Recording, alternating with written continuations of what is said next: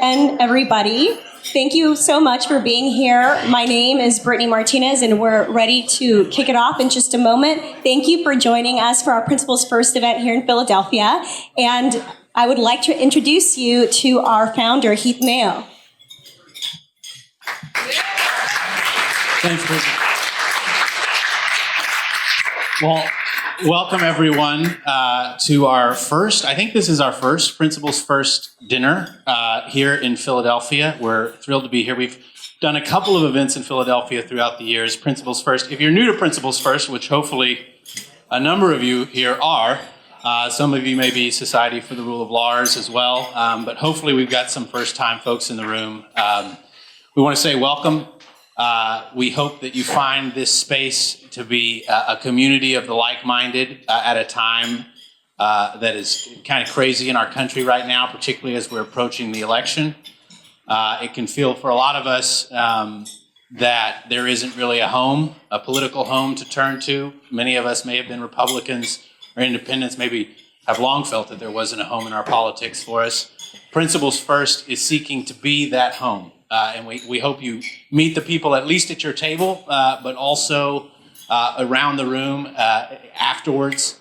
Get to know as many folks as you can. Also, I would put on your radar, the key thing that we do every year, Principles First, is we convene the Principles First Summit in February.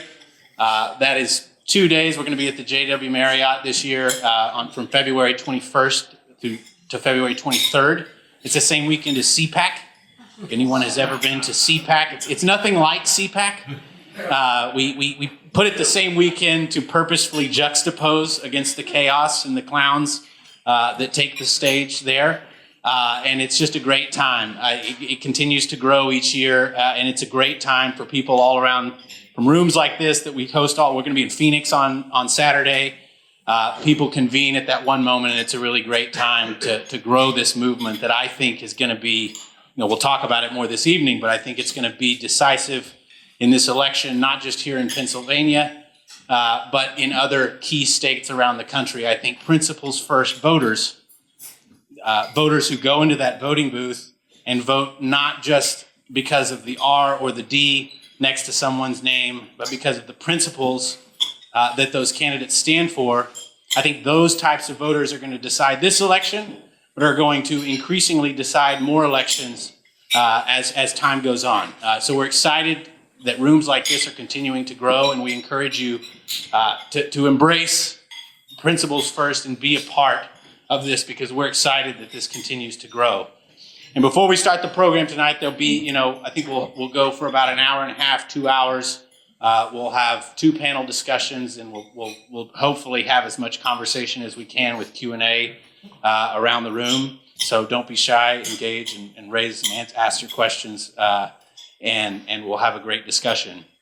And the only thing I'll say is, number one, if you haven't voted, vote.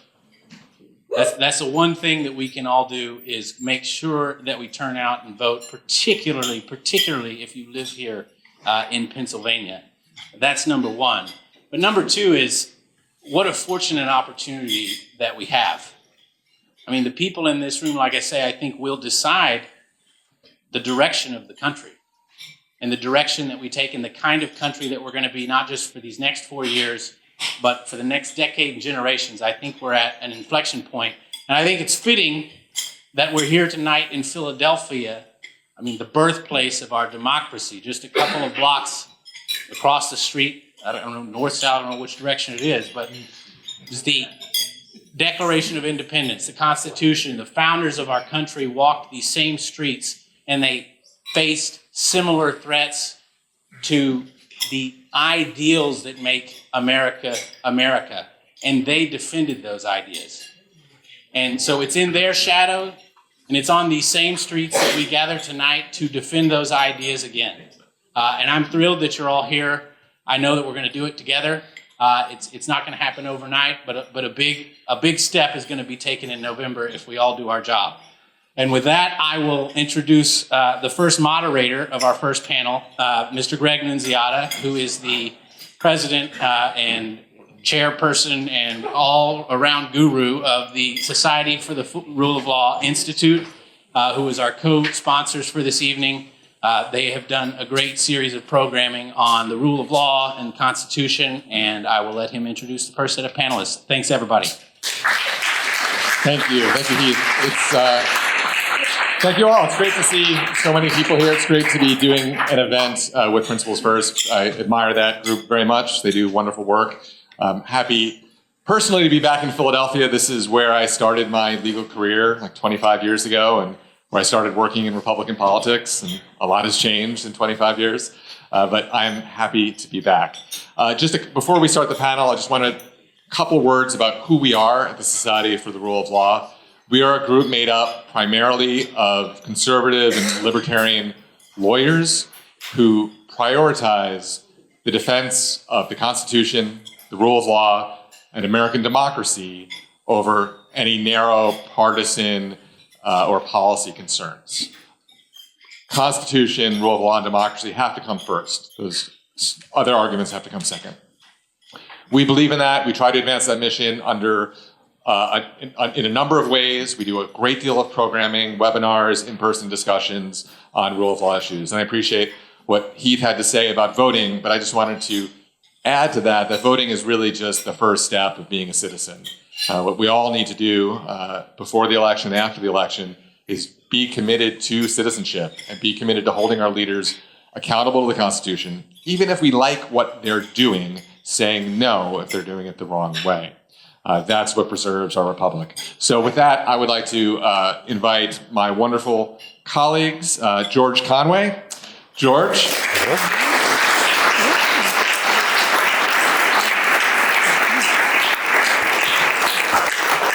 George is also the president of our board of directors of the Society, and Congresswoman Barbara Comstock.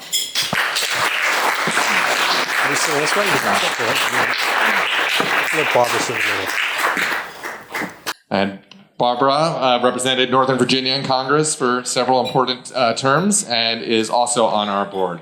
And very happy to have both of you here today. Thanks. So we're just going to dance, play some music, if that's okay.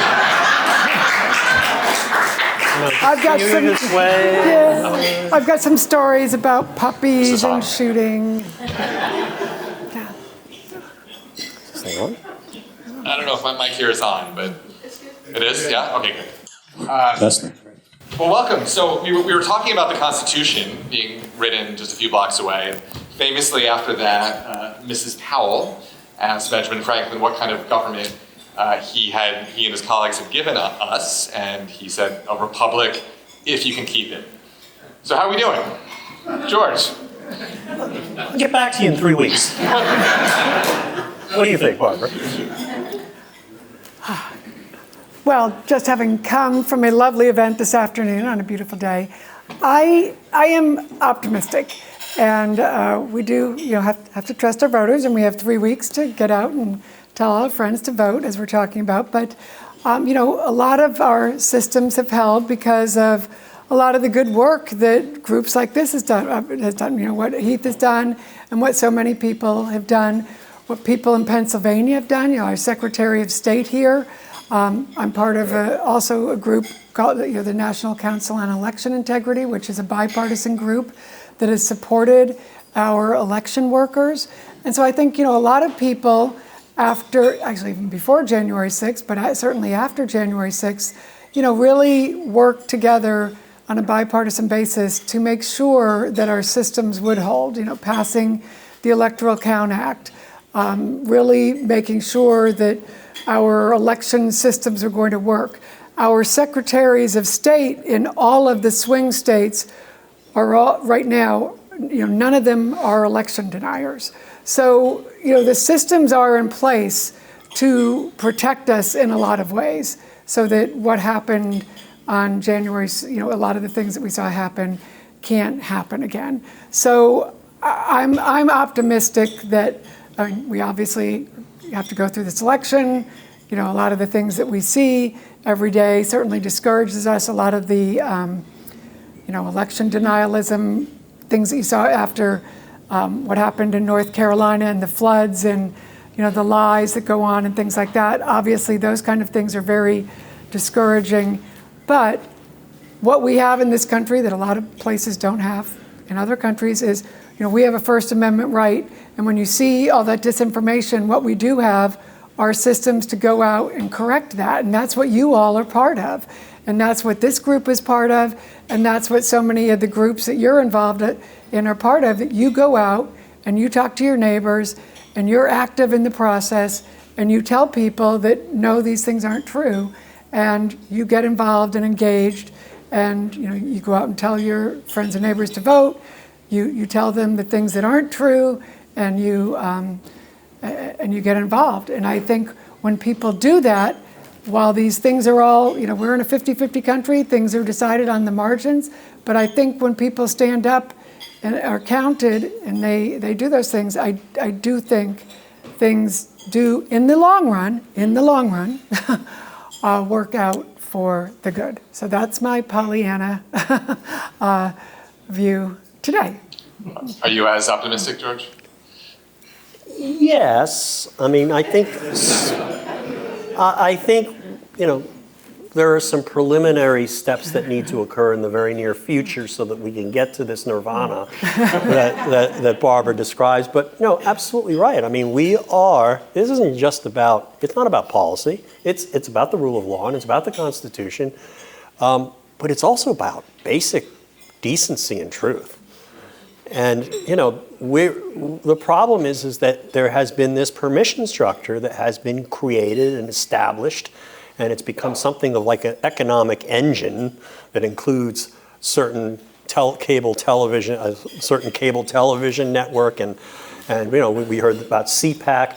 It's basically an industry now, okay? Whether or not you're buying gold coins or sneakers, whatever, it is an industry that is based upon lies and feeding lies to people, exciting them about the lies, making them tune out reality and truth to the point where we have tens of millions of people who literally deny basic facts of our recent history, including what happened on January 6th and so many other things. That's why we have people running around saying, threatening FEMA workers. Right? It's just this continual addiction to lies that we have a significant portion of the population attached to. And that is a scary thing, and that's what, we have to combat that. With the First Amendment, we can't simply outlaw falsehoods, and then it creates even if we could do that, the question would be, well, who gets to decide what's false? I mean, it should be me, obviously, but, and certainly not, somebody from Mar-a-Lago. But, the only way we can fight back is collectively by taking it into our own hands and declaring the truth. And is it more difficult today? Probably because of the internet, because there's so much diffusion of sources of information. I mean, 50 years ago, people watched Cronkite, they watched Brinkley, they watched Chancellor, they watched, I don't know, whatever, who was on ABC? I don't even remember. But they Brinkley. Brinkley, yeah. So there was sort of and people read newspapers, and there was at least, they got most of their information from relatively reliable sources, not perfect sources. And now, the whole information ecosystem has become so fractured, and there are just millions of Americans who cannot tell who is legitimate from who is not. And that's a scary thing. And that's something I don't know whether our groups can combat. A lawyers group like ours, I don't know to what extent we can combat that. But as citizens, we have a duty to figure out a way to combat that. Anybody ideas? There's a suggestion box in the back on how to do that. That's what I think is so effective about what Heath does every time. I mean, Heath is so great at putting out factual information, and so you when you are just filled with your tweets are just filled with facts, linking to the information that are sources you can check. He's a truth drone flying over the country. Yeah, and oftentimes, that is what is not, when people come up and tell you things, really often you just and say, what about this? You just have to Google something. I mean, I'll be at the hairdresser when the guy was, well, what about this? And I'll just say, no, that isn't true. Let me Google it for you. And he goes, oh no, everybody here in Virginia thinks this. And I'll say, oh no, that isn't true. And I'll just Google it for him and show it to him. And I'll be Okay, but what happens if the first entry is like the Federalist? Yeah. No, but I'll just look at it and then I'll show it to him in a picture. Gateway Pundit and then or he something. Says, but oftentimes you just have to be patient with people and show them the facts, link to an actual source that they believe, show them some pictures and sources of information that they believe, because they said, oh, but I saw it on a picture. And then I understand that, but that was a source of information that's actually false. I know you saw that, and can you show me? And then ask them, do you have that source? And then you realize, oh, see where that's linked to, and that's not a real source of information. So, and you don't want to, oftentimes their sources are bad sources. And so explaining to them why somebody is feeding them wrong information and what's going on. But, it's really easy to help people find good sources of information because, we all have this in our pockets. And so it's really not that hard to help people learn things these days. So Okay, but the problem is they use that device and it's like Facebook, right? I mean, they don't use these devices properly.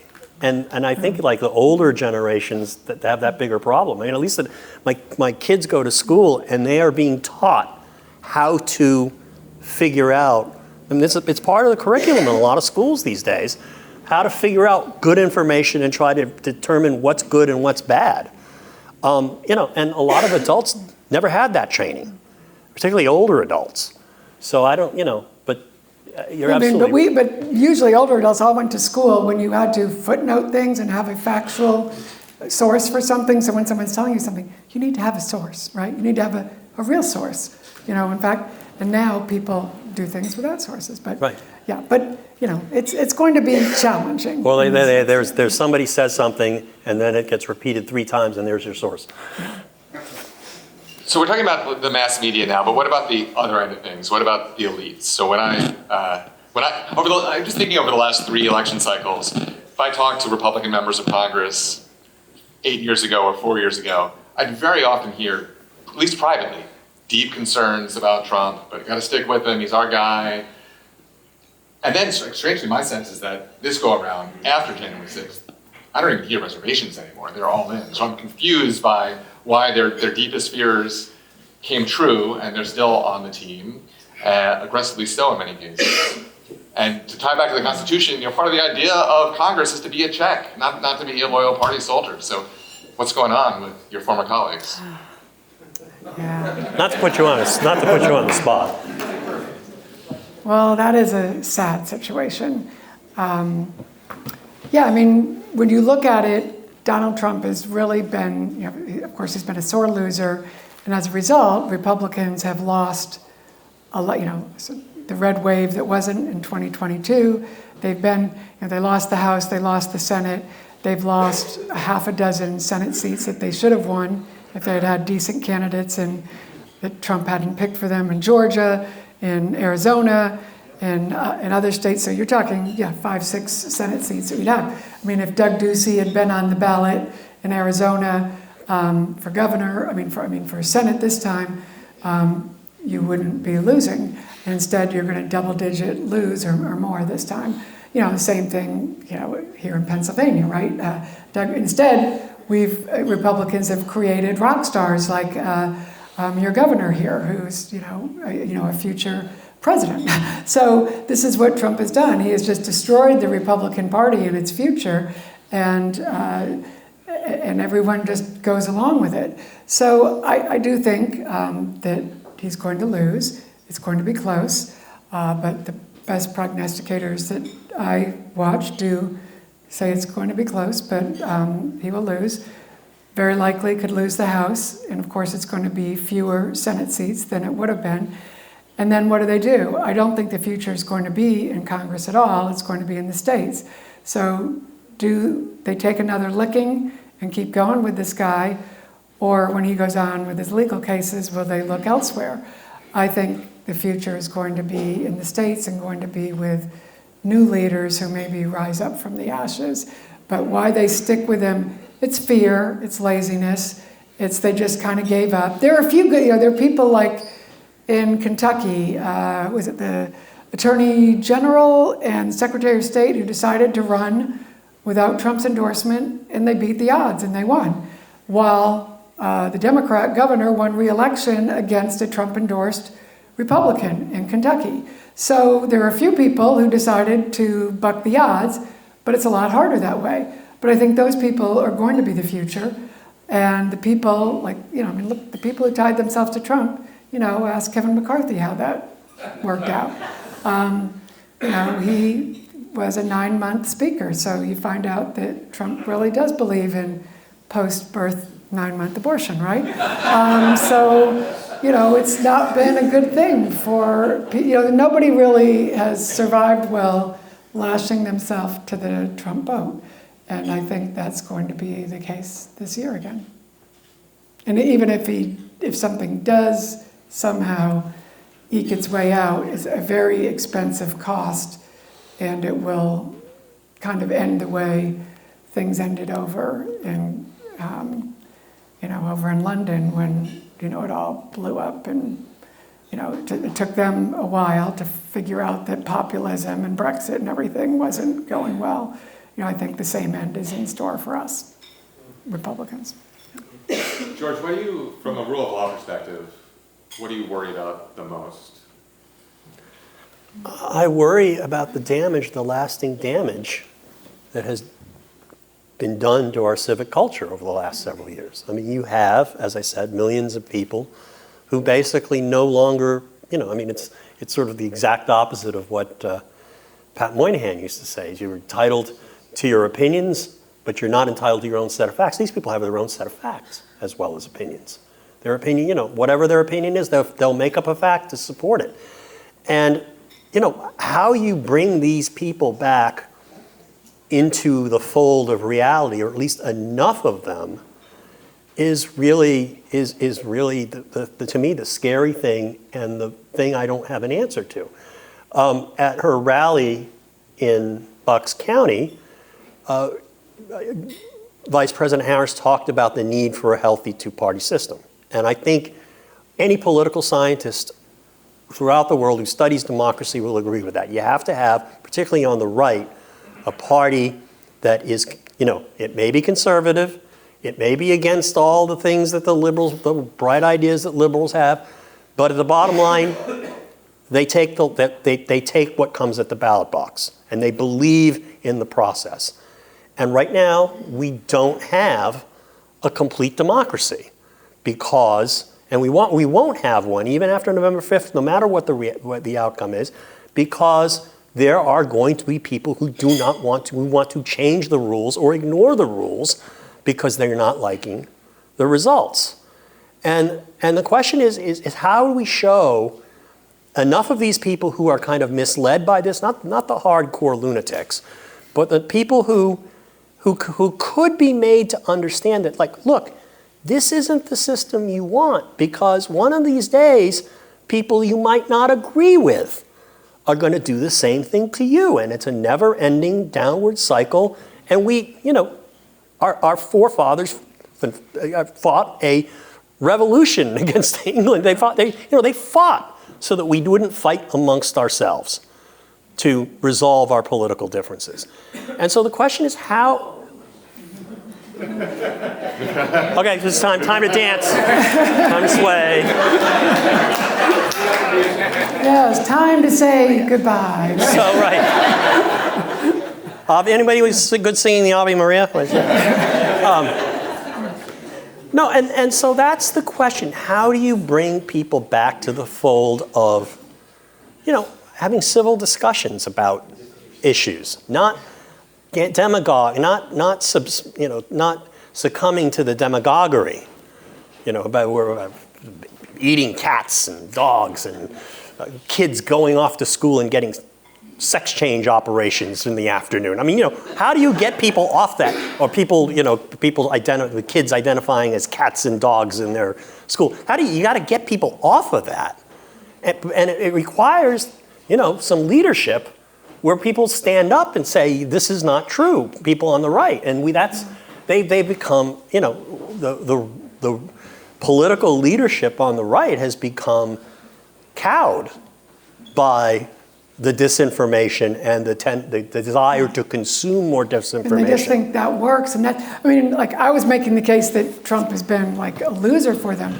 but really based on, the worst thing is on principle basis, this is so bad. You really should oppose him based on principle, not that he's a loser, but it also happens to be he's been a loser for them too. So they sort of ignore that out of fear. But on principle, the way you win in American politics is persuasion. Yeah. Like actual persuasion and of making arguments based upon reality. Yeah, the whole Reagan, Maggie Thatcher, is win the argument, then you win the elections. And this has been Trump just cowing people, making them and creating false issues. Yeah. Okay, basically, take the border bill. They didn't, there was a solution. Probably wasn't a perfect solution. Not everybody on either side agreed with it all, but it was a solution that was going to, that in the eyes of immigration hawks, was going to make things better. And the object of the former president of the United States was, he didn't want to make things better.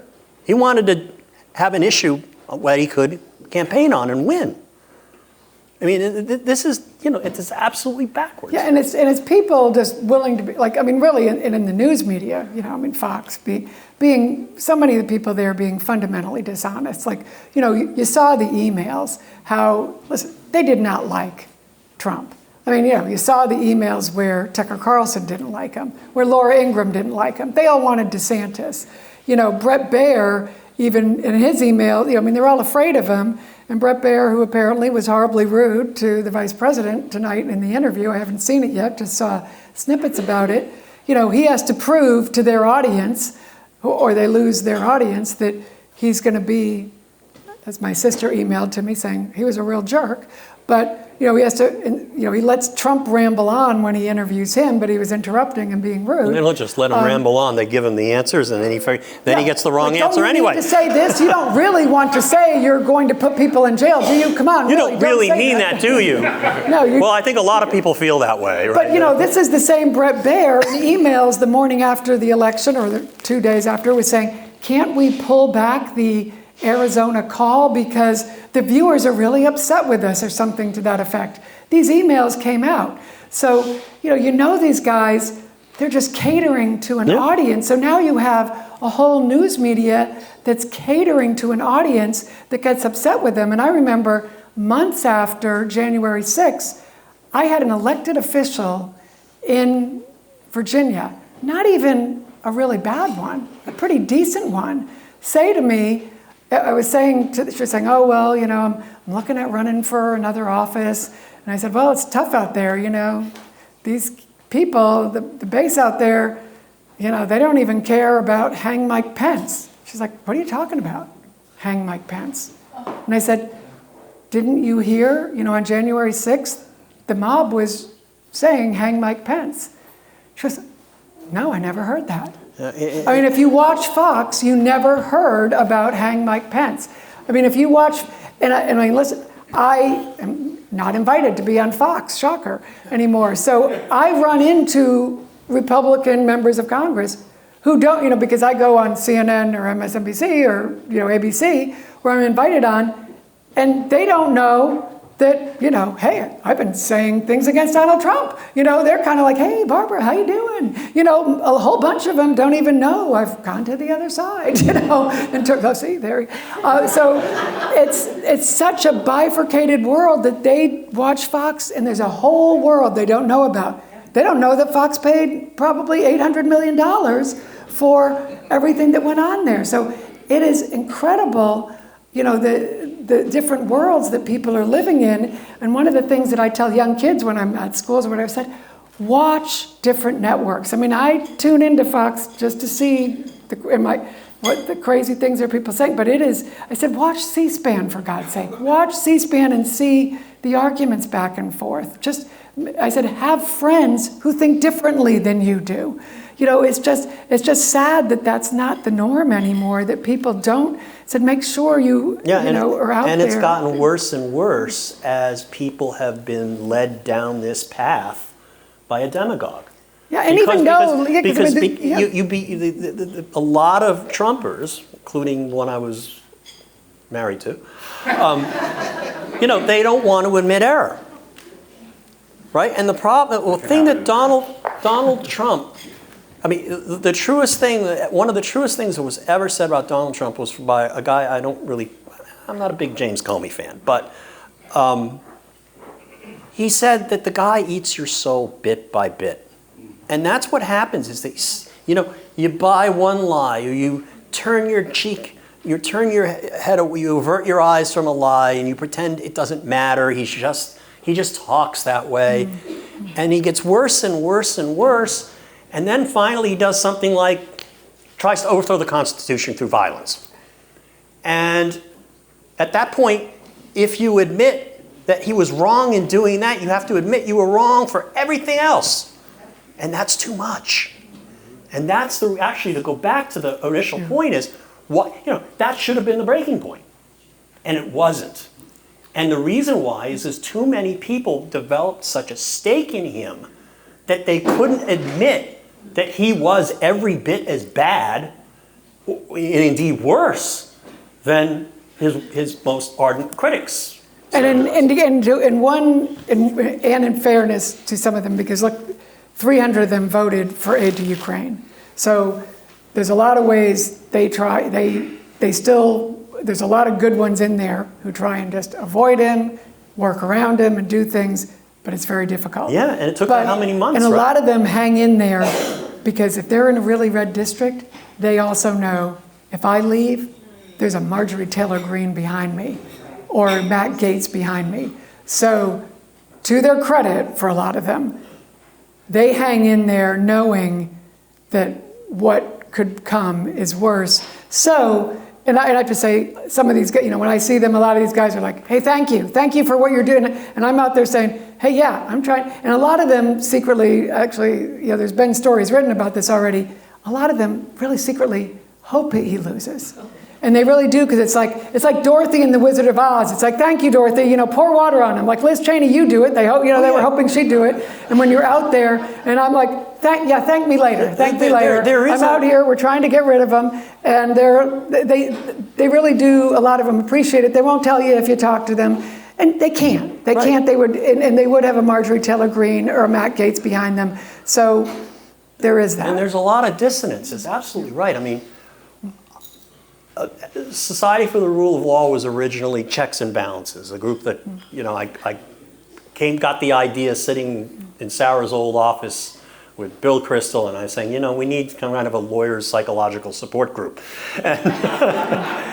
And I at the time, I was sort of out there thinking that, I was tweeting stuff about Donald Trump, and I figured if we form this group, all the Federal Society people will come over, and you see them all in the back. And things will be a better place, and sooner or later people are going to get sick of the lies and sick of the bullshit, and they're going to come along. And it never happened. On the other hand, I met this kid who was a lawyer, a young lawyer who was in the Justice Department in one of the, he was a deputy assistant something or other in his 20s, and he had previously worked in the White House counsel's office under Trump. And I ran into him at a FedSoc event in 2018, 2019, with the national thing. And we became friendly, and we went out for drinks one night, and he basically told me that all the people in the White House counsel's office loved my tweets. It's like, okay, well, what are you going to do about it? But they had this frustration. Like I'm saying, this guy is his own, one of the points I was making was this guy's his own worst enemy when it comes to these legal processes. They all agreed with that. And, but there is this unwillingness of so many people to speak out. And then there are others who basically, because they're so out there defending or ignoring or excusing the inexcusable, they become trapped. Because they have to admit what they've been doing And I don't know how they look at I don't know how they look themselves in the mirror every morning, but that's the problem. They lock themselves into this, and I think that's why we need a new generation. George, one other thing I hear from conservative lawyers a lot will say they basically agree with us, but think we're kind of hysterical because our institutions are strong. They held. January 6th was ugly, but we moved on, and we all should just calm down, and this will be okay. What do you say to that kind of criticism? That's bullshit. And the reason it's bullshit is because Ben Franklin could tell you why, right? If you can keep it. Justice Scalia used to always talk about the best constitution in the world with the most rights guaranteed in it. It was the Constitution of the Union of Socialist Soviet Republics. It's a great constitution. Read it sometimes. The rights that these people had, we don't have these rights. But it didn't really work out that way. It requires people who obey and commit to obeying that Constitution and join forces with people they might otherwise disagree with to defend that Constitution that matters. And the reason why these people are wrong when they say you're hysterical, it's like, you guys aren't raising a peep about all the bad things this guy did. And the people who are around him now, Right. it is way, the level of people around him is just a whole nother level of low lives. We have a few minutes for questions. And that's going to be... Well, I want to talk about the lowlives. I mean, and you've seen them, they had a conference here in Pennsylvania with the Mike Flynn and they were talking about how they were going to put everyone in the detention camps and really dangerous people. And that's the real problem. You're not going to have the people who are the guardrails. And a one-term Donald Trump with no guardrails is a real problem. If there are any questions in the audience, we have the microphone running around here. Hi, Mike Penders. Wait, I was reminded of another Moynihan quote, defining deviancy down. And one of the most distressing aspects of this era is that we have a whole generation of young voters that accept Trump as somehow normal and accept the lies or are willing to tolerate it, even if they know better. And I was reminded of the quote, the lie goes halfway around the world before the truth gets out the barn door. A recent MIT study says with social media, it's much worse. Right, absolutely. And so I think the challenge for us is, and these organizations, I think we have to be, persevere in the small details of getting the truth out there, of getting the fact checks, of just getting a multiplicity of sources before you believe anything. Right? It's hard work. It takes more time. The lie goes, and Trump has made lying normal. Yeah. Right? Well, and it's bullying with the lies. Lying, and it's trying to gaslighting. silence people. Yep. And he particularly focuses on bullying women and minorities, which is why having Kamala Harris beat him will be such a triumph over the bullying of women and minorities. Because the misogyny and the racism has been so over the top, and with his decreased mental capabilities, his racism, misogyny has come out and been accepted even more. What you just described in the beginning of your question was what psychologists and psychiatrists call malignant normality. And it's something that you see, in regimes, under systems where basically truth is, where they have an Orwellian system where the truth is declared and you accept that truth. And it's sort of like, one of the things I watch, I always talk about this, is I watched for the first time and then many times over during the Trump administration, I watched the movie Downfall, which is Downfall. It's a brilliant movie, in German, subtitled in English, about the last 10 days in the Führer bunker. And, these people look kind of, except for the fact that they're in a basement being bombed by the Russians, there's sort of, they've come to view this all as normal. And it just, their reality was completely warped by one sick individual. And that's what's happened to truth in our country, is that there is a permission structure that has been created that allows you to ignore truth, allows you to basically disseminate lies. Why? Oh, well, somebody told me that they were eating cats and dogs somebody said that. Therefore, it fits with my narrative, it's true.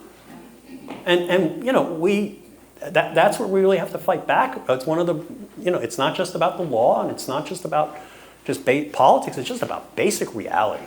Yeah, and he's bullied the press, he's bullied, corporate world, like, if you cross me, I'm coming after you. I mean, all of this is of a, one thing, and it's working with a lot of people. This is why he finally started getting more money, too. So fortunately, he doesn't have the advantage on that, and hopefully in the closing days, he's spiraling, so. Thank you. My name's Steve Boyle, and I'd just like to say it's great to be able to ask my hero, George Conway, a question. And you need better heroes. No, you're exactly the hero for this moment, for exactly what you all, and you're all heroes for saying this right now. And my wife can attest to, your Twitter feed has kept me sane. But I'll quickly get to the question. What's up with the Supreme Court? Like, why did they take the immunity case? Like, I'm not a lawyer, but I followed the lawyers enough, and I saw you all kind of react to what they put out, but also be somewhat afraid of what the ominous, what the impacts of that could be, of what that means they're actually thinking. Because in my mind, they had a certain perspective and a public persona, and they had to kind of do their role. But this almost makes me think that they're trying to literally protect him rather than usher him off the stage. I'm curious to see if we agree on this or not. So. Well, there may be a couple of justices who I won't name and whose flags I won't describe and whose RVs I won't describe, who may feel that way. I do not think a majority of the Supreme Court, I don't think Roberts was out to help Trump as such. I don't think Justice Kavanaugh was. I don't think Justice Barrett was. But I do think they overthought it. I think this is sort of a problem with the Supreme Court in the modern era, in the last 70 or 80 years, since the mid-20th century, is that they became too powerful in the sense that people were looking at them for the answers to societal problems, or they thought that they could provide answers to societal problems. Now, Brown v. Board of Education was 80 years too late, right? Right, exactly. And that was obviously a correct decision, but I think that the legal community and judges became so enamored of the potential for change by declaring constitutional law that they began to overdo it.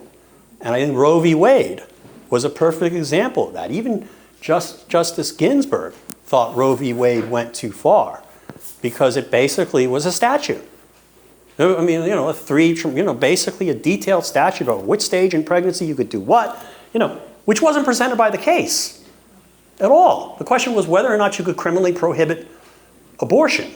Absolutely, and it turns out that the what's her name, McCovey, who was Jane Roe, her case was moot already. I mean, it was capable of repetition and awaiting review. I'm not going to get into it. Mootness doctrine, and I think that there's been this tendency on the court has become that they have to appeal to the legal academy where they get their clerks. They have to be consistent with some grand theory of judging. And I think the conservatives who originally came out attacking that approach ended up adopting it.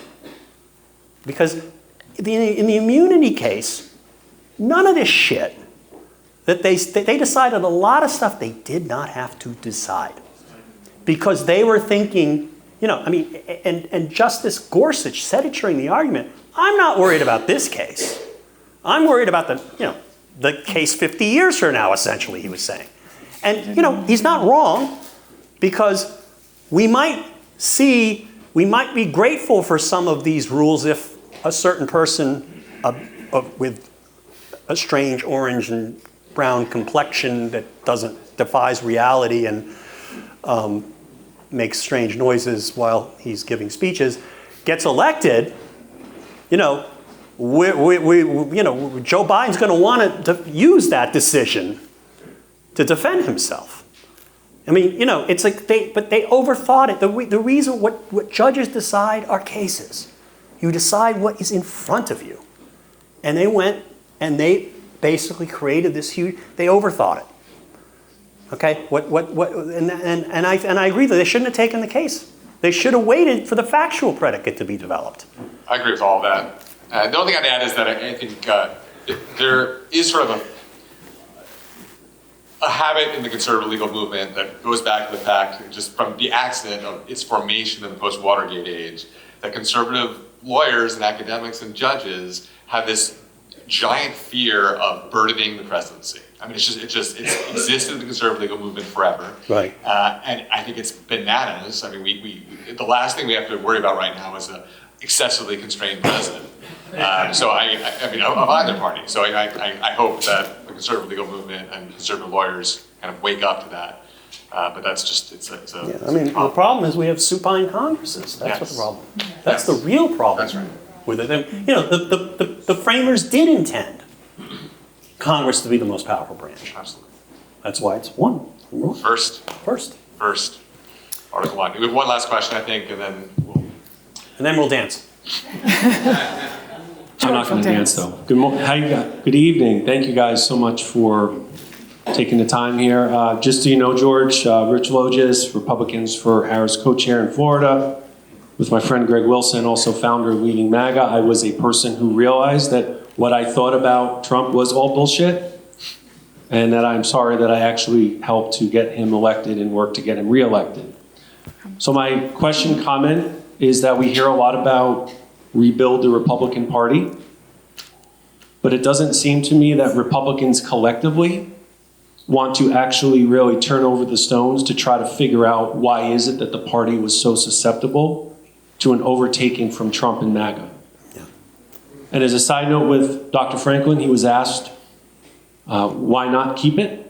And his reply was, because the people, upon tasting the dish, are predisposed to eat too much of it. So there's that second part. So if you could, I'm curious about what it is that you think that, is there a resistance to Republicans and conservatives thinking about why is it that it happened with such relative ease? Because I don't think the Democratic Party has that kind of vulnerability to a Trump-type figure becoming their titular leader. Thank you. Well, in response to your question, I don't think the people who are powerful in the Republican Party are capable of that level of self-reflection.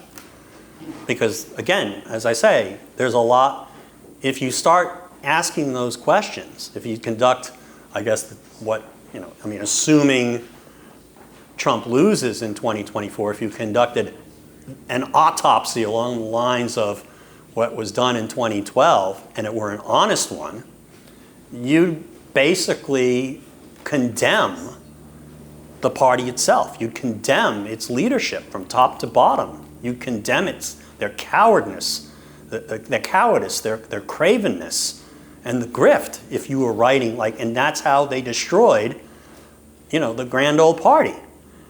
And that's one of the problems that we face in looking forward, assuming that democracy is preserved in the immediate future.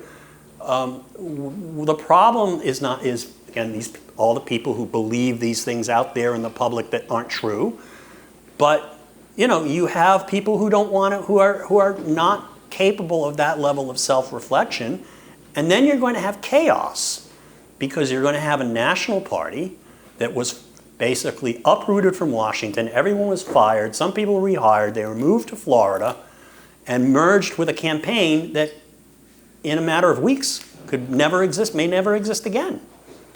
And so you've got that, and then in the States you have basically a free-for-all where you have lunatics and crazies and slightly abnormal people all fighting it out.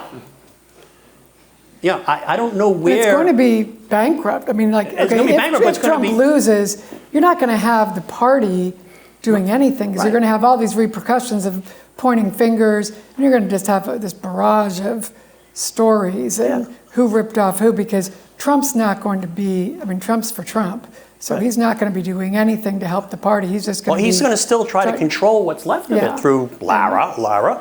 And the people who are in the party itself are all his people, so they're not going to do anything but cover their own butts. So that's why it's going to have to come from outside, and it's going to, because if they're in the minority in the House, barely hanging on in the Senate, you're not going to find leadership there.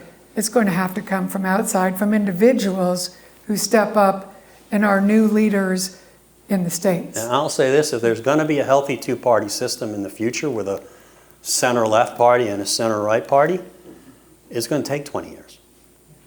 Yeah. I mean, that's why I think if you have, a new presidency and you do have somebody who's trying to lead in a centrist way, that's going to be the leadership for a while, and then it's going to be our part. Whoever's going to be the next gig is going to have to get their act together, and it's not going to come from Washington. So the rebuilding starts here tonight. Thank you all for being part of it. And thank you, George.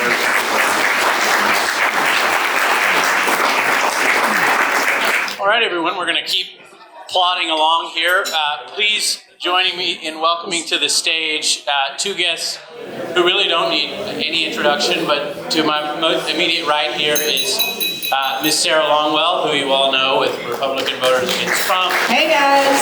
The Accountability Project, anything and everything that has to do with trying to defeat that guy. Sarah Longwell has had her hands and brains attributed to it at some point or another. She's been at the front of the fight for a long time. And then to her right is Mr. Gregg Snyder. He is a lecturer here at the Annenberg School of Communications at the University of Pennsylvania. He is a CEO, he is a thinker and a writer, a commentator on all things political, and he is, I believe he is a co-chair of Haley Voters Director, there you go, Director of Haley Voters Against Trump, or Haley Voters for Harris, that's for right. Harris. And so we're delighted to have both of them here this evening. And this will be the portion of the program that is just for rank political punditry, given that we are in the midst of this election cycle. I want to kick it off. I want to start with talking about, obviously, where we are, the state of the race, get both of your perspectives on how close is it really, should we be trusting these bevy of Republican polls that have hit the wires over these last couple of weeks? Should we all be nervous and spending, sleepless nights calling everyone that we know to turn them out? We probably should do that anyways, but just how close is it? What do we think the outcome is going to be, and what's going to change the outcome? And then I want to spend the second half of our portion sort of looking ahead to what happens if both of he loses or if he wins, and then we'll kind of get Q&A from the audience as we can. But Sarah, I will start with you because you are doing these focus groups, you're listening to voters, and I think every state it seems like you're flying around talking to them.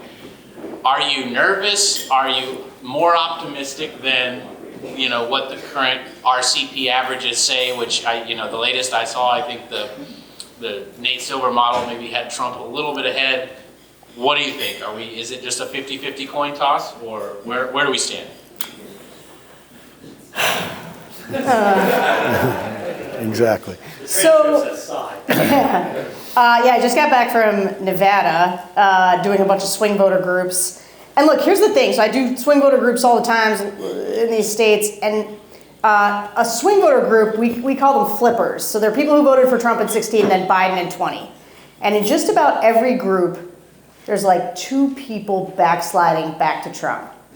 And if you think about the 11,000 votes that that Biden won by in Arizona and in Georgia, how close it was in Wisconsin. You know, when you're losing two people in a group, it makes you worry. But there's a second group of persuadable voters that we talk to. And it is two-time Trump voters. I think we heard from some today at the Kamala Harris rally. I think actually Rich, who asked the question before, is one of these guys. And so we call that they're two-time Trump voters who are down on Trump. And these tend to be people who have been lifelong Republicans, but after January 6th, they drew a red line. And what's interesting is in those groups, these are people who've never voted before, you often get full sweep for Harris. And so, or they'll go third party or they'll leave it blank. And so one of the things I've stopped doing this cycle, there's a lot of conventional wisdom about how you have to look at the national polling. You say, okay, well, for Kamala Harris to win in the national polling, she needs to be up by 4 or 5 points in order to win the Electoral College. And I just ignore the national polling. And I'm looking only at what is happening in Pennsylvania, Michigan, and Nebraska too. Because here's the thing that she's doing. She's doing two things that are important. One is she's dramatically overperforming with these college-educated white voters in the suburbs, and she is dramatically overperforming with women. And she is holding the line with older white voters, which was the cohort I was the most worried about, because that was what was keeping Biden, excuse the phrase, alive in the race at all, was that wasn't supposed to, I was just meant like, there's a lot of talk about, whatever. She is doing well with older white voters because these are the people who joined the Republican Party when for Ronald Reagan. If you talk to a young Republican, that's the most depressing. You talk to a Republican who's 26, they were 18 when Trump came on the scene, and they joined the Republican Party because of him. And so these older white voters that joined because of Reagan, they're the ones who are out over things like January 6th when they say that was too far. And she's doing really well with them. And you know which states have a lot of old white voters? Pennsylvania, Michigan, Wisconsin, and Nebraska too. And then women, she's doing just slightly better with non-college white women than Joe Biden ever did, right? She's doing great with college-educated voters, but non-college white women, that's probably because of abortion and because of Donald Trump fatigue. But women vote, not only are there more of us in general, but we vote at a higher rate than men. And if I was staking my election on young men who listen to like super bro-y podcasts, and I was like, these are the guys I'm really gonna drive out, my guess is those guys gotta like go to the gym and like catch Joe Rogan and like might not turn out to vote so reliably as those older white voters who never miss an election. And so those are the things, I only look at those state level polling. I'm very worried about Nevada, I'm very worried about Arizona, I'm very worried about Georgia, but she is doing well. And you know why in Pennsylvania she's still up by 3 or 4 points? Right now she is winning 11% of self-identified Republicans in Pennsylvania. Yes. And so we're it. This is the room. These are the margin makers. And I'll just add, this is my last thought, because I thought about it when George was talking about other countries. If you do read books about how democracies die and how democracies survive, the number one thing that happens for a democracy to survive is that it had a vibrant center-right faction that acted as an in-group moderate and refused to go along with the extremism of the far right. And that action is what allowed democracies that survive to survive. And so the people in this room aren't just responsible for winning the election, they're responsible for the preservation of democracy, because that's literally how it's done in every country where it's under threat and survives. No pressure. Yeah. That's right. You are responsible for everything. So why are you here? Go do stuff. So I think everything that Sarah said is exactly right. But I also think that it is a 50-50 proposition. It is a coin toss in my view. We do not know what the exact turnout model is going to be, right? What percentage of all these different groups that Sarah listed and 20 other groups you could list, who are all potentially margin makers, one way or the other. What percentage of them is actually going to turn out? Nobody really knows. It's impossible to model for polling with the kind of precision when you're talking about something that will probably be decided, by inches. So the short answer to your question is I think it's 50-50. I do believe that the vice president is up in Pennsylvania and most likely across the blue wall. And I think that is, in fact, because she is overperforming with Republicans. And I'm going to put in the shameless plug. That means Haley voters, which is why our PAC exists, is to focus on those folks in particular. But I also think that it's a reality that she is underperforming or potentially underperforming in certain traditional Democratic voting blocs. And we've all heard this, right, in terms of black men and certain groups of Hispanics and so on. So there's a trade-off going on here. It is a kind of realignment. What's the axis of the realignment? Well, obviously these things are complicated, but to try to simplify it, the axis is college-educated versus non-college educated. And in that regard, it's not good for Pennsylvania. It's not good for Harrison, Pennsylvania. Pennsylvania has only about, I think it's 23 or 24% of our adults over the age of 25 with a bachelor's degree. New Jersey has 40%. New York State has 47%, right? That's why New York and New Jersey are reliably blue and Pennsylvania isn't reliably blue in today's world because of that difference. Now, I want to get to at some point the issue of why are non-college educated Americans, and now increasingly across the racial divide, willing to go for Trump. I think that's the thing that if you want to rebuild a conservative movement, if you want to rebuild a Republican Party, you've got to be able to answer that question. I'm surprised to hear, the 50-50 proposition, I hear that coming from both of you. I guess I'm a little bit more, be the most bullish of the three, and I want to test this theory and see what each of you think. My sense is that if there's an unpolled energy plus factor among voting groups out there, that it probably lives on the Democratic side of the equation. Simply because I don't think that the Trump effect, I don't think that there's a voter out there that is more excited to vote for Trump today than they were in 2016 or even 2020. I think they're, as I compare across the years, it's hard to do, but I just can't imagine that someone is more gung-ho. I don't know, Elon Musk seems more gung-ho this time around. Yeah. That's a fair point. Jumping up and down, literally.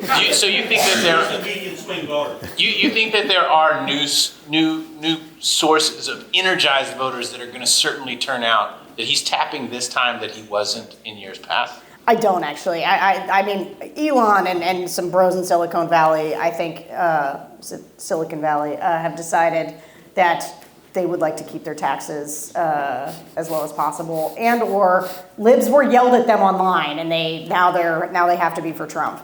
But I'm actually with you. I didn't mean to sound like I think it's close. And look, we have 2016 PTSD. Right? None of us want to overestimate our chances. Right. And I'm not doing it because I want to hedge my bets on my analysis. I'm doing it because, look, I don't know. And we have this joke in our office. We sit and we pore over crosstabs and we think about the different demographics and who does she need to reach and what's the slide with Hispanic men versus black men and what are we doing?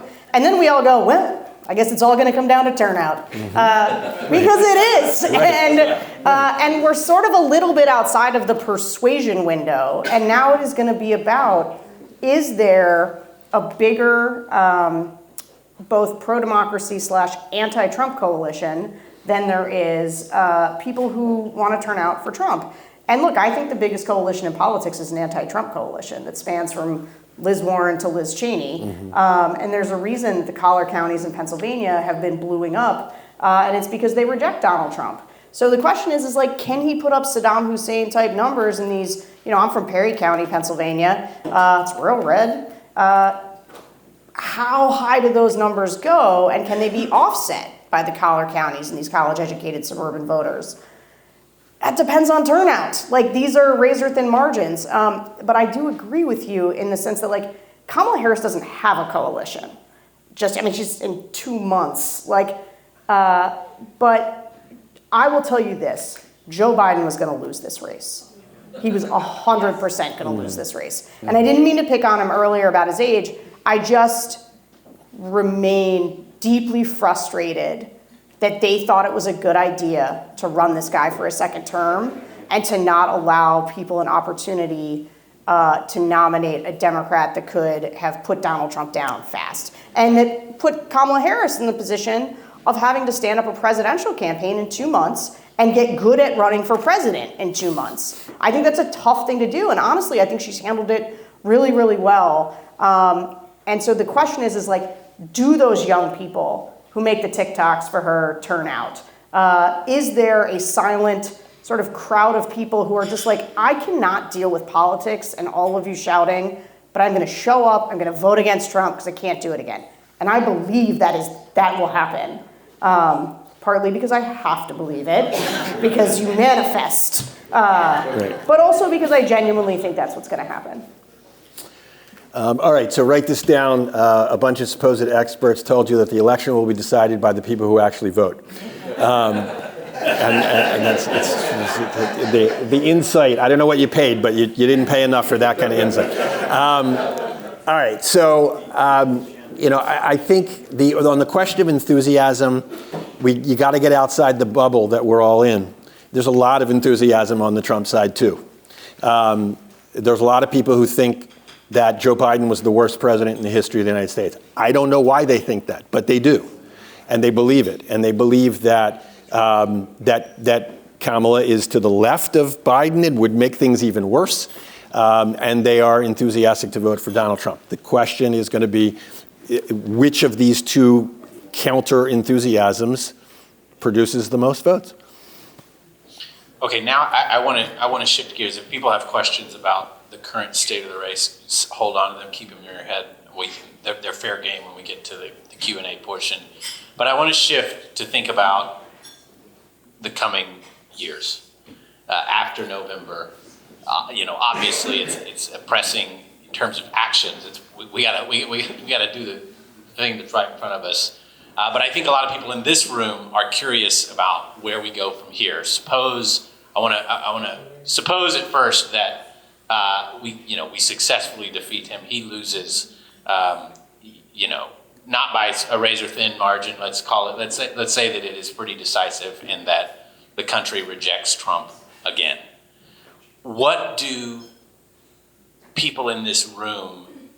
How do they need to think about the way that they engage politically in this country? A lot of these folks, me, you, Sarah, everyone, a lot of people used to go to their Republican county meetings. I know Ann Womble. There's a lot of Republican committee men and precinct women in here that if they were to go to their local committee meetings, they would get run out of town on a rail. I still think that there is not a lot of Democrats in this room, though people may be more open to that proposition than they have been in years past. But I think if he loses, it kind of opens up the door for, do you reform the Republican Party? Do you go back to those committee meetings, and do you try to take over and talk sense into these folks after they've been drubbed twice now in a row? Do you take the fight inside the tent, or do you keep just toiling out here in the wilderness, building a coalition that is going to continue to be decisive in general elections, which we will have shown our ability to do? That's a pretty open-ended question. I'm just sort of waxing poetical here, but where do you see the most traction for this movement? Because I think that there is, like you said, the 11% of self-identified Republicans that are voting against the party because of Trumpism are going to be decisive in Pennsylvania. They may be decisive in other key states. How do we take that political power and leverage it in 2026 and 2028 and after that? This might be a slightly unpopular notion in this room, but I'm going to throw it out there and we'll see how we do. I hear a lot of people say, this is about putting country over party and we can fight about policy later, as though the Republican Party of today reflects the policy preferences that the Republicans, people like me, joined the Republican Party for. So I'm 44, and when I was in my teens and 20s, Bill Clinton was the president, and I was like, this guy's sleeping with the intern who's like 2 years older than I am, and the entire feminist movement and Democrats are defending it, and he lied to the country about it. What a dirtbag. I'm going to be a Republican. They're the ones talking about character. They're the ones talking about doing something about the debt. They're the ones talking about common sense solutions. And I became an active Republican and conservative and joined conservative think tanks and did all this stuff. All right. I look at the Republican Party today and I see a party that is not willing to defend our Democratic allies, that talks about the debt but does nothing about it, doesn't think. Donald Trump ran the economy so hot, ran up the debt plenty. I can give you sort of a million ways in which this Donald Trump's MAGA movement, tariffs, the number one economic policy that he's promoting, I don't have to have a policy fight, or I don't have to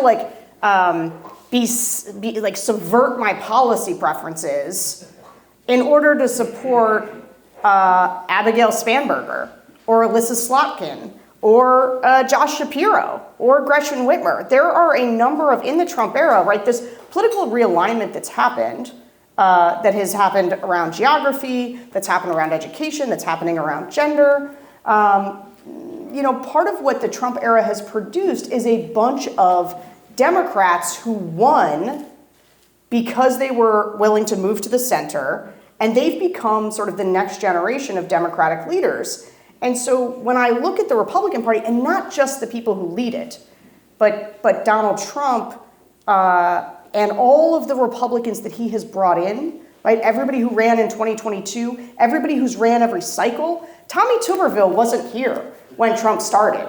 Neither was Marjorie Taylor Greene. Neither was Lauren Boebert. There were a whole bunch of people that are big names now. They weren't there before. And so the question I have for this room is do you try to build up the Abigail Spanbergers and the Alyssa Slotkins and the Josh Shapiros and build a center-left coalition that is going to defend democracy abroad, is going to abide by the rule of law, but also has perfectly sensible, all Kamala Harris, granted this is not how she sounded in 2019, but today, when I hear her be like, I'm for fracking, I'm for securing the border, I'm for small businesses, and I'm like, she has a lot. And yeah, she probably bought that pretty recently, I don't know, but I'm like, when she talks, I'm not like, God, this is anathema to everything I believe in, and I just have to swallow hard. It's like, no, this sounds okay. It sounds more normal to me than what I'm hearing out of Republicans now. And so when people say well, we gotta fix the Republican Party, agreed. But I also want to tell people, if you listen to voters, Republican voters, they want what Donald Trump is selling. They say it to me all the time. It's funny that Kamala Harris's tagline is, "We're not going back," because that's what I hear Republican voters say all the time about, we're not going back to the party of Mitt Romney. We're not going back to what Liz Cheney did. The Republican voters don't want it, and we should know that and save ourselves a little bit of time thinking, oh, we're just going to build the Republican Party that we left. There might be a healthy version of a Republican Party out there that would abide by election results, but it doesn't look anything like the Republican Party that we once belonged to. It is a populist economic party. It is a closed borders policy. It is has no sense of American leadership in the world. That doesn't mean that doesn't mean it has to be dangerous, but it does mean that it won't look like the Republican Party that we cared about. And so I think Chris Vance, I don't know if he's still here, but he and I had this argument. We've been having it for years. Because I believed back in, when you started Principles First and I used to come there, I thought, all right, if we beat Donald Trump once, muscle memory kicks in, we get the Republican Party back, right? And we're going to go fix it. And I was hardcore on that. You got to have two LD political parties. We got to get the Republican Party back. You get rid of Trump, it'll happen. That is not the case. Not only did he tried to overturn the election, it's not about what Trump did. It's about what the Republican Party did in response. And we have to recognize that and reckon with what we're dealing with and not be fanciful about what the voters want, what elected Republicans want. It's not the same party. We're not going back. And so either you help build a more center You become the rightmost wing of the Democratic coalition and pull them to the center, or you fight to be a faction that splits off from the Republican Party that they can't win without, but like, then you're just drifting in space. So I think, sort of structurally, there are kind of three alternatives. And you can debate endlessly the relative kind of reality of the, potential viability of the different alternatives, which may be different from whether or not those alternatives are good ideas. Alternative number one is what Sarah talked about, become the right wing of the Democratic Party. Alternative number two is fight for a change, a transformation of the Republican Party, which doesn't mean snap back. The party isn't going to be Ronald Reagan's party, and shouldn't be. We're in a different century, and I want to come to this. Stop me if the answer gets too long. I want to come to why it is that I think that a majority of Republican voters don't want to go back to Reagan. Option number three is you build a new party, or more than one new party. We are the only democracy in the world that functions with two parties. We take it as some kind of law of physics. It's not. I'm going to point out Lindsay Drath, who is the executive director of the Forward Party. The option of a third party or more is not impossible. It's difficult, but it's not impossible. So those are the three options, I think, kind of structurally. The question is, which one makes sense, and it might make sense. Different things make sense differently to each of you. But I want to come back to this question of why it is that the Republican Party can't and shouldn't be just a snapback to the Reagan Party. We need a new conservatism, a new definition of what it means to be center-right in this country, because the old definition failed. We know that it failed because something like 75 to 80 million Americans are going to vote for Donald Trump on November the 5th. They are not all people who believe that the earth is flat and that the government sent the hurricane to North Carolina. They're not. It's easy to dismiss them, call them deplorables, all of that, but they're not. I know some of them. I love some of them, actually. And they are going to vote for Donald Trump because they believe basically three large things. One, that unfettered free trade deindustrialized a large portion of the United States, and therefore deprived non-college educated Americans, who are still the plurality of all Americans, deprived them of the opportunity for a decent livelihood. To the point where we know that we have, in this century, for the first time in American history, a significant subgroup of our population, namely white men, with reduced life expectancy. It's never happened before, to have a group of people who have their life expectancy go down. So that's number one. Number two, permissive immigration, including winking at illegal immigration. You could talk about, all of us are probably the descendants of immigrants and the great tradition of immigration in the United States. But that was seen as a threat by non-college educated Americans, particularly in the face of deindustrialization. And then number three, nobody's more of a neocon on foreign policy than I am. I was trained in college by Bill Kristol, and he's a hero of mine. But the fact is, and I don't think this gets nearly enough attention, is that the Pax Americana, particularly in the post-Cold War era, the Pax Americana was a burden borne exclusively, almost exclusively, by non-college educated Americans. We, the upper third of America, the college-educated third, not only had all the economic benefits from free trade, but we sent somebody else's kids off to war for 20 years. And it's an all-volunteer force. Our kids didn't go, for the most part. Obviously, there are exceptions, but not many, not statistically speaking. So we need a new conservatism that can address the real grievances that propelled Donald Trump. A lot there, and we have time for. I want to put one more to you, and then we'll open it up for questions. So, Priya, I think the microphone is here. If people start to have, they can raise your hand. The one I want to leave us with, though, is okay. So Trump loses, and we have President Harris. I think the day after the election, the people in this room become sort of the most interesting, newsy people in American politics. Everyone, whether you're Republican or Democrat, are going to want to know, are these people going to continue to show up and pull the Democratic lever in 2026 and 2028? Are they permanent members of this anti-Trump coalition? Obviously depends on what the Republican Party does. But I think, if the Republican Party is rational, which it's no evidence that it is at the moment, they're also going to be asking that question, or at least some of those people who got beat, the Don Bacons of the world who will have lost his congressional seat, people that are trying to win those congressional seats back will ask, how do I win these suburban voters back that I lost? So how do we as a group, and groups plural, on the day after the election, define what those stakes are? Define how Harris keeps us as voters, how the Democrats keep us in the tent, and how do we hold them accountable to our principles in a world that doesn't have Trump on the other side of the ballot? Any quick reactions to that? Maybe not. Oh, I've got reactions to it. I think that the notion that Donald Trump is out of the center of Republican politics if he loses is not a thing that happens. I think that he remains a kind of kingmaker.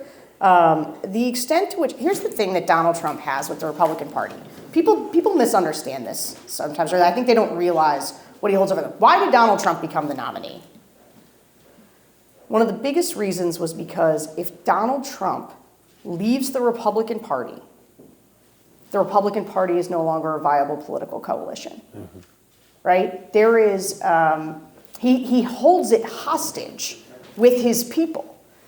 And I don't know if you've looked at a Republican primary. I talk to these rich donors all the time, and they're like, well, we've just got to get better Republicans elected. And I was like, cool. I would love to see better Republicans elected. Who's going to vote for those better Republicans? Because if you run a Republican primary right now, 70% of the Republican Party believes that the election was stolen. 70% of the Republican Party is going to vote for the biggest crazy person in a field of candidates. Doug Mastriano was your gubernatorial candidate in Pennsylvania.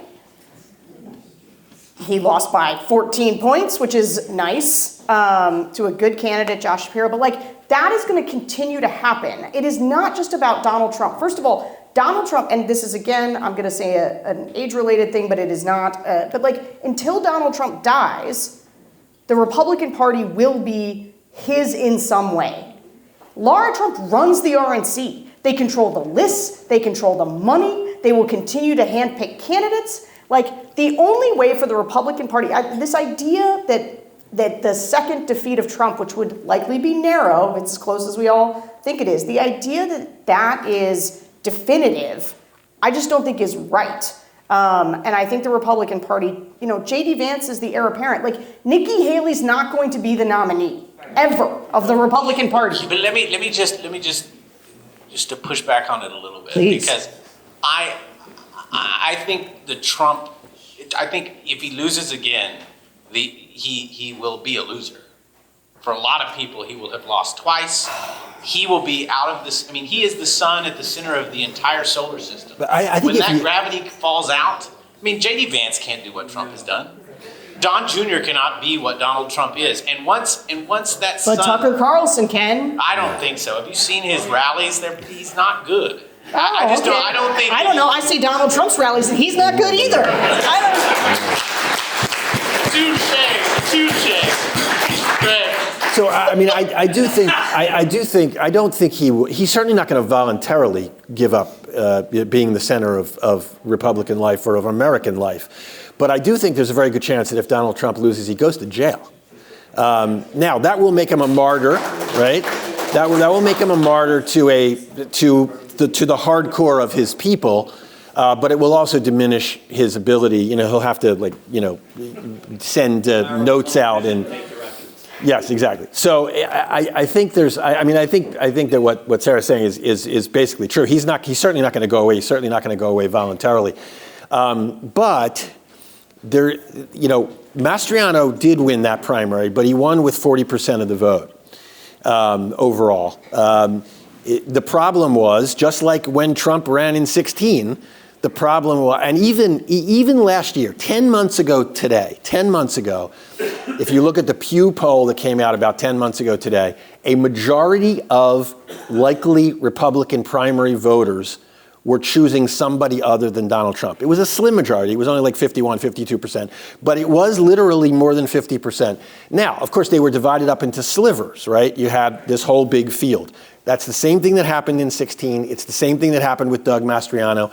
If normie Republicans could ever get their crap together, find leaders who were worth supporting, right, and run somebody against the crazy Mastriano types, they might beat them. Guys, we're doing this. I mean, there's Matt Dolan in Ohio. And let me just tell you, the Pennsylvania primary, I'm not going to be able to remember her name exactly, but if you add up, in the primary, there was a black woman who was a lunatic, who was also a major election denier. If you add up the lunatics in the primary, it adds up to like 70%. Guys, it's not just about Trump, and it's not just about the elected, it's about the voters, and it's about what they want. And I actually really agree with this idea, like, Democrats need to figure out a position on immigration that's not just like,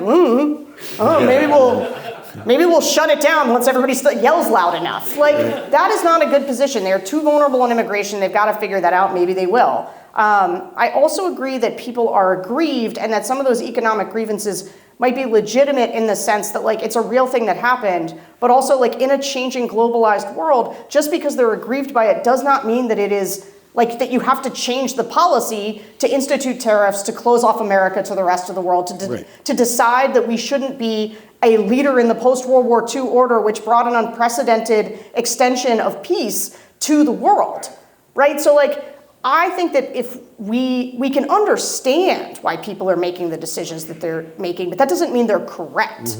And it doesn't mean that we shouldn't endeavor to try to, and like, everything has moved, right? The voters have changed, the media environment has changed, the social media environment has changed. I've done 3 election cycles now, and the social media platforms that we've used each cycle have changed. It's moving so fast. The reason that we're talking about a girls versus boys election this time is about the different media ecosystems that people live in. The polarization among men and women, it's not up here. Again, these older voters, right? The men and women, there's a few points apart. But as you start going down, these gaps open up. Stuff is changing in real, meaningful ways. And I just think the one thing that's going to change the Republican Party, the only thing that's going to change the Republican Party and incentivize it towards something healthier is sustained electoral defeats at every level. And I do not think that just defeating Trump again by a small margin is going to be enough to institute that change. Because I don't think that the second most viable person in the last election was Ron DeSantis. I don't know how people felt about Ron DeSantis, but I supported him in the primary as an alternative to Trump because I think Trump is uniquely dangerous.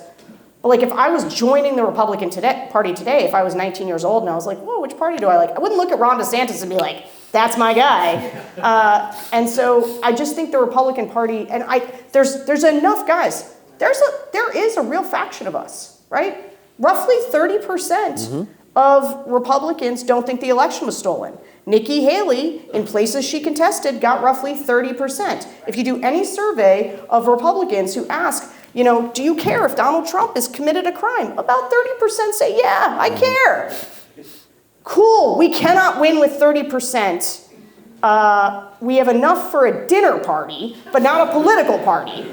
And so I think that, like, either we help pull and so if you ask me, like, what do I think our political project is? I do think it is building a robust center that holds and that can be decisive. But I think that we can find ourselves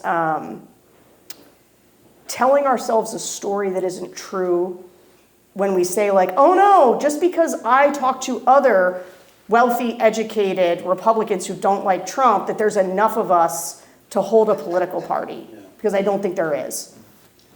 Questions? We'll go here. Hi, childless cat lady and dog lady from New Jersey, also known as Carmen.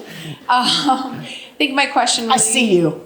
I see you. My question is more for Sarah. Something that was really disturbing, was the 3-week post-first debate that ultimately led to Biden dropping out, just how poorly he did in his debate. We saw Trump swaying to music for 40 minutes. And I understand that he does a lot of really awful things on a daily basis. Having been a former journalist, I wonder, why is that not getting scrutinized? I saw that The Atlantic did, which was great, but some other publications are not doing that. Why do you think they're not appropriately scrutinizing that? And thank you. So, I got asked by a reporter the other day, how is Trump different from 2016 and 2020 now? And I was like, he's older, he's crazier, he tried to overthrow an election. Like that, but I was like, but that's actually not what matters. What's different about this election is us. And by us, I mean the media, the voters, and just the extent to which, my colleague at the Bulwark, JBL, Jonathan Last, had this great point about how we are biologically wired to normalize things that stress us out so that they don't stress us out so much. And I just think as humans, we have a difficult time staying alarmed, right? Staying as alarmed. And so the media, I talked to friends of mine in the media, or I listened to people on podcasts, and I was doing Barry Weiss's podcast. And she was talking about why at the Free Press they cover they talk about Kamala, or they talk about Dems, because I was, why don't you guys look at all the things Trump does? Like, what are you talking about? She's like, well, we want to talk about something new. Like, it's a little boring to talk about Trump and how crazy he is. And I'm like, I don't know, 2 people passed out at his event, so he started to just stand there and listen to Ave Maria and Sinead O'Connor's version of Nothing Compares to You, and Memory from Cats, which is the worst Andrew Lloyd Webber song in the entire canon. And I say this as somebody who even likes Starlight Express and most of Cats. But that song is bad, and Donald Trump has terrible taste in music. And he made everybody, like, that, I thought it was like a mental health episode.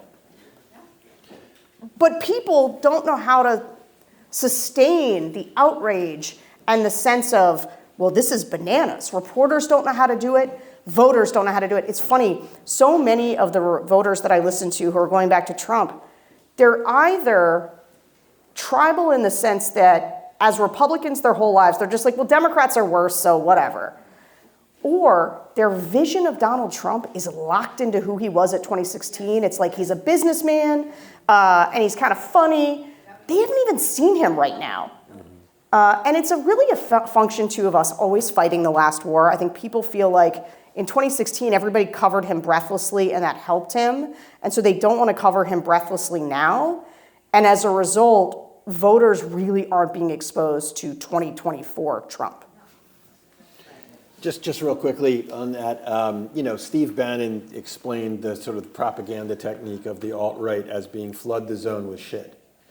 And that is what we see, is that Trump, there's so much that gets spewed out. You can't fact check it all. You can't even emotionally internalize it all. It's just too much. So you get this incredible double standard where you're fact checking that, Harris for some minor statistical whatever, and Trump is talking about eating cats and dogs. And it is the same. It's the same, exactly. Yeah. Or the one is even worse, right? Because it's from the side that shouldn't do it. Let's go. We're going. There you go. Sure. Robert Schwartz, also with Haley Voters for Harris. I think getting to that question as well, Trump is the most well-known candidate, that's not an incumbent in however many years. Everyone knows who he is. So the question is, as you talk to persuadable voters, which you do all the time, what does talking more about Trump actually move anyone? Or is it, what do you need to say about Kamala Harris? What do they need to know? What actually, in these last 3 weeks, should we be telling the undecided voters out there? Yeah, I mean, look, it's Kamala Harris's job at this point and Tim Walz's job to make their case to people. I do think one of the reasons Bulwark bullish is too strong a word, but the reason I think it's ultimately going to break her way is that when I do listen to these voters, these sort of right-leaning independent, soft GOP voters who are kind of swingy, who say they haven't made up their mind, they're like, well, I just need to know a little bit more about her. No, they don't. Like, they know what they need to know about Donald Trump in order to make the decision. And I think that those voters break for her because they are out on Trump. I do think, though, there's a couple things for her that were always her challenge. One is people have a gut-level instinct of what is presidential and what somebody looks like who's presidential, acts like who's presidential. And there's like a preternatural, I'm convinced it's just like hardwired into us, to be like, Donald Trump is a big man, and therefore, he probably can handle dictators from other countries. Like, I do hear these voters all the time say, I don't know, they mean like she's a small woman who I'm not sure seems like she could stand up to Putin.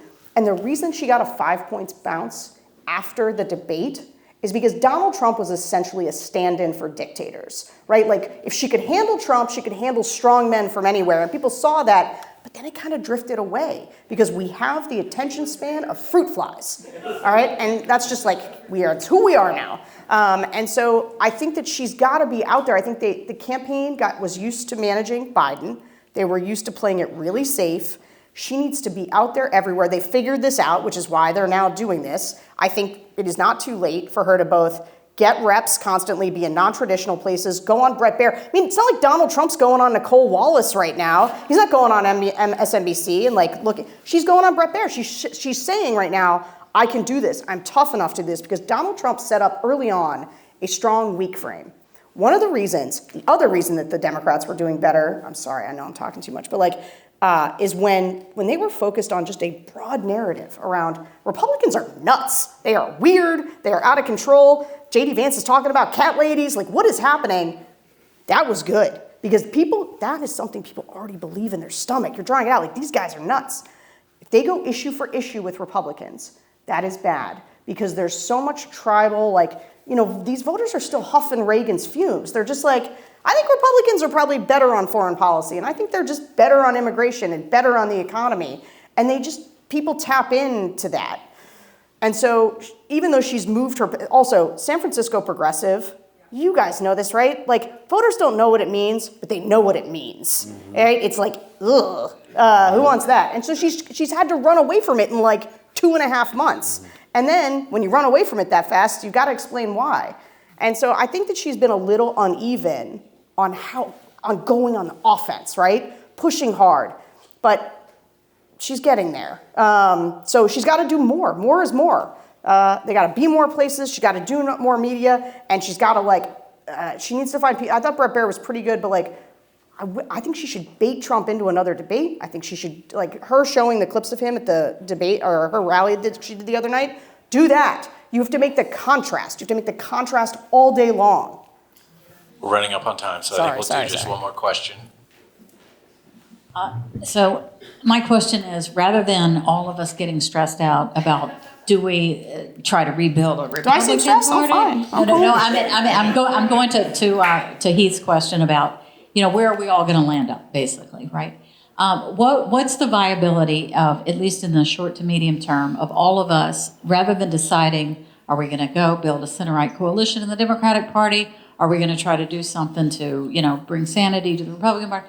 Instead of thinking about that at all, what's the viability of us working together on electoral reform, like primary reform, ranked choice, or something, some version of those kinds of electoral reforms?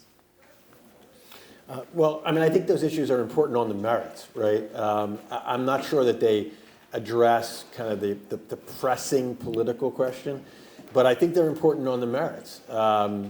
As you know, there's a big push to open, at least partially open, the Pennsylvania primary, and it is to me it's a moral issue.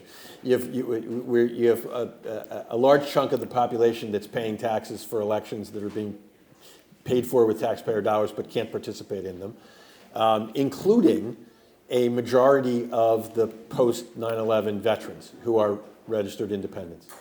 So again, we send people off to war and then come back and tell them they can't vote in elections that they're helping pay for. So, I mean, I think those are important goals to be pursued on the merits.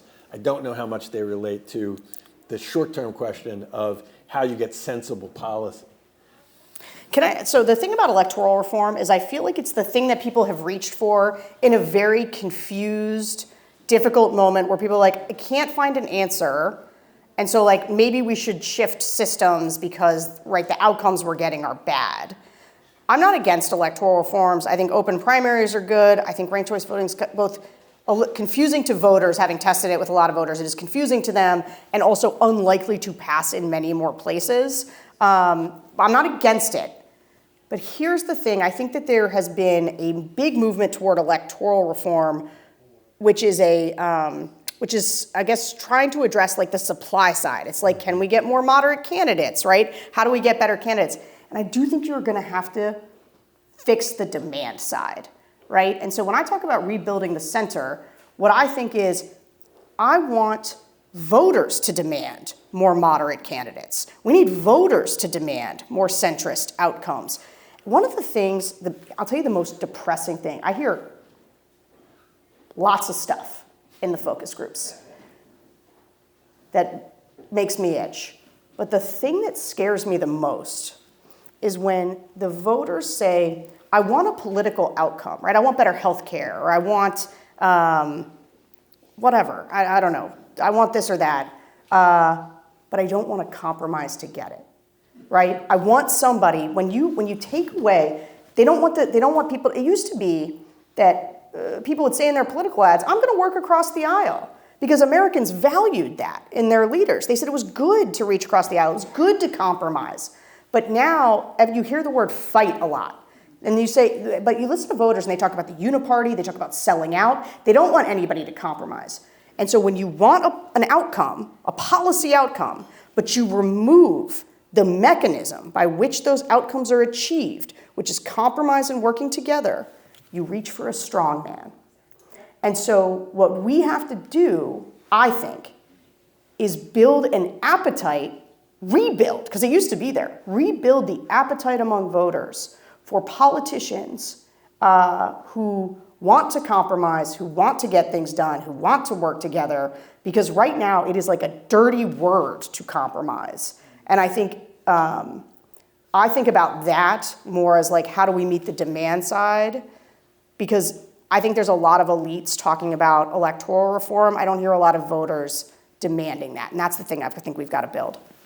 I would just say, if you haven't seen the Vice President's speech this afternoon at the rally in Bucks County, watch it, because I think it's a historic statement about compromise. It's not boilerplate nonsense about bipartisanship and unity that we've all heard for generations. She was very specific and made very specific commitments about bipartisanship and compromise and taking ideas from wherever they come. If I was on the left, if I was a progressive Democrat, I would itch from the speech that the Vice President gave today. So there is an effort being made by the Harris campaign to build that demand side with voters and to create this coalition between moderate Republicans, independents, and Democrats to win this thing. Please join me in thanking Sarah.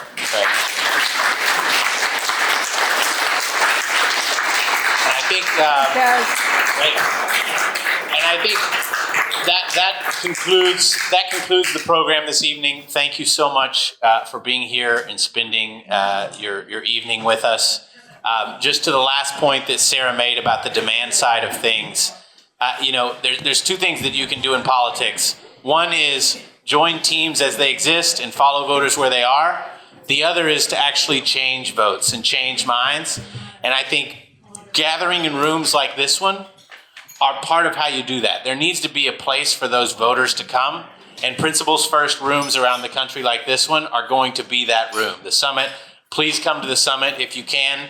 I think the more that we do this and gather in person, the more you're going to see it start to snowball. So thank you. Please go vote, and thanks for being here. Bye.